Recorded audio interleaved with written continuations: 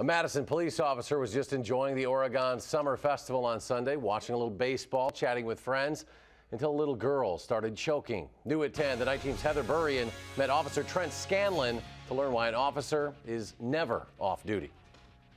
A bronze badge marks the integrity of a man who wears it. I know there were several other people that would have done the same thing I did. 3 days ago, Trent Scanlon, a Madison police officer, made the trip to his hometown for the Oregon Summer Festival. When I looked down at Jordan, her face was bright red and her eyes were big as saucers.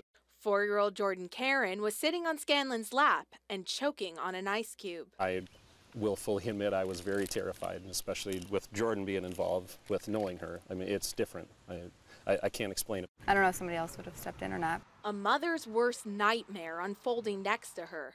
That's when Scanlon jumped in the line of duty, giving the young girl a few blows to the middle of her back. I was just screaming for help. And for Jordan's grandpa, getting that phone call after Jordan choked was as bad as being there. Oh my gosh, you couldn't imagine the fear that went through me right away was when she choked, if something tragic had happened, and that's our only granddaughter. I'm sure any one of us that are police officers, if they saw what was going on, they would react the same way.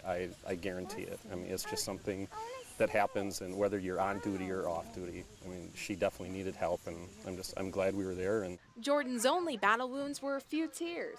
You hate seeing kids in distress, especially ones you know and you've known forever. I'm very fortunate to have him for a friend of the family, and I'm forever grateful. Grateful for the actions of a family friend who swore in his oath of honor years ago to never betray his badge and the public trust.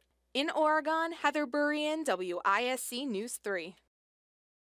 And Jordan's mom says after her little girl stopped crying, she wouldn't stop hugging Trent for at least a half hour. Good finish to that story.